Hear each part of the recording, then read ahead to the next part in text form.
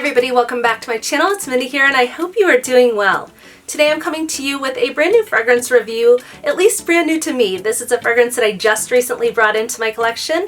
It is one that I've seen on Fragrantica. It was recently released and I haven't felt compelled to purchase it or blind buy it. I did go into Ulta recently, tried it on my skin, and ended up really liking this perfume.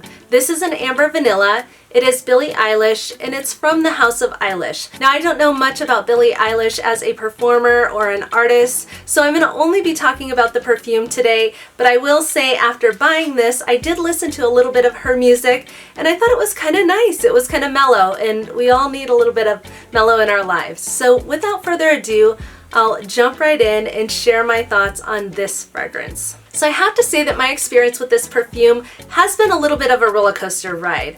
The first time I tried it was in Ulta. I sprayed it all over my skin, and throughout the day I really enjoyed the scent profile. I loved the sweet, kind of decadent gourmand quality from this fragrance and decided I had to go back to Ulta and buy a full bottle. I did that last week around midweek and then tried it later in the week on my skin. When I did that, I wasn't able to appreciate the scent profile on the level I was before, and that had me quite confused, but I think it had everything to do with being a little bit congested at the end of last week. I was getting over a cold and couldn't really smell it on the level I wanted to. Fast forward to this weekend and today, I've been playing with it on my skin again, and I'm going back to enjoying the scent profile that really drew me in with this perfume. Coincidentally, at the same time I was really starting to enjoy and play with this perfume, one of my fragrance enthusiast friends reached out to me and she said this fell into her cart at Ulta as well, and she was really loving this. In fact, she made the comment that she preferred this to Tihota by Indult. She was getting a lot of compliments on the perfume and really loved the gourmand qualities that she was getting here. So I thought that was interesting to know that somebody else was enjoying this perfume just like I was. So the notes in this perfume are sugar, mandarin orange, and red berries at the top. In the mid you get vanilla, cacao, spicy notes, and rose. And then at the base you have amber, tonka bean, musk, and woody notes. This is classified as an amber vanilla, and to me it is vanilla-centric. I find it to be warm, it has some spiciness to it. I was a little concerned about the red berries in this perfume, and I can definitely pick them up, but they are subtle. They aren't as fruity or as prominent as I expected them to be, but you'll definitely pick them up subtly in the perfume. When I was playing with this perfume in the store, there was another fragrance that immediately came to mind after smelling this one, and that perfume is Fresh Cream Warm Cashmere by the House of Philosophy. Now these two do smell quite a bit different, but what made me think of this perfume was that warm, cozy, smooth quality that you get from this perfume in a gourmand sort of way. I wasn't surprised when I got home from Ulta. I looked this up. I really wanted to review a little bit about what other people were thinking about this perfume, and I did see that other people thought it reminded them of Fresh Cream Warm Cashmere as well. Now these perfumes don't smell identical, of course. They have a similar vibe to them. I feel like if you like this one, you may like this one, but if you're expecting the same kind of thing that you get here, you might be disappointed. This one has a little bit more depth to it. It may be those notes in here like that tonka, the woodiness, the cacao, and the scent profile, but this one does go in a little bit of a deeper direction than I get from Fresh Cream Warm Cashmere. One other thing worth mentioning is that if you are sensitive to any sort of synthetic vibe in your fragrance, this one may not be for you.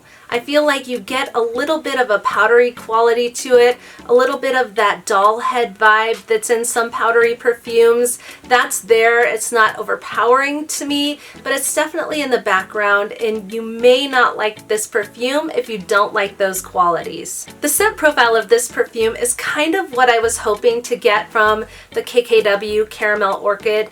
It turns out that this perfume is probably not for me, but when I had read the notes on this perfume, I had thought it might smell like this. This doesn't have caramel in it, and quite frankly, I don't smell a lot of caramel in Caramel Orchid.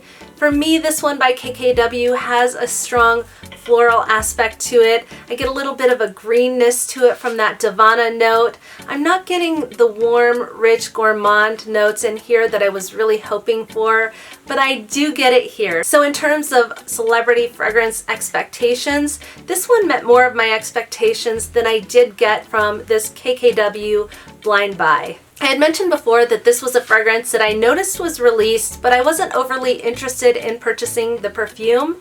It seemed like initially when it came out, some of the reviews that I stumbled across were a little bit mixed in terms of what this smelled like.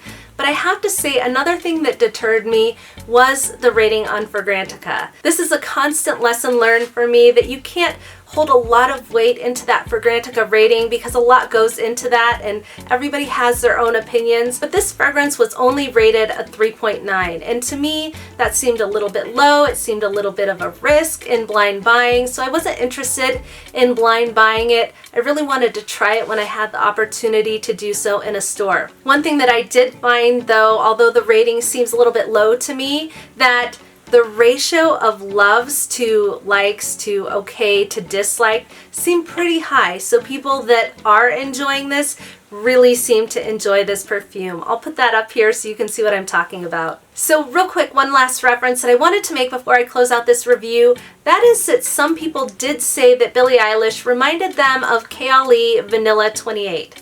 Now I have to say that if you buy Eilish based on the fact that you think it might smell like this, I think you're going to be a little bit disappointed. These two smell quite different to my nose.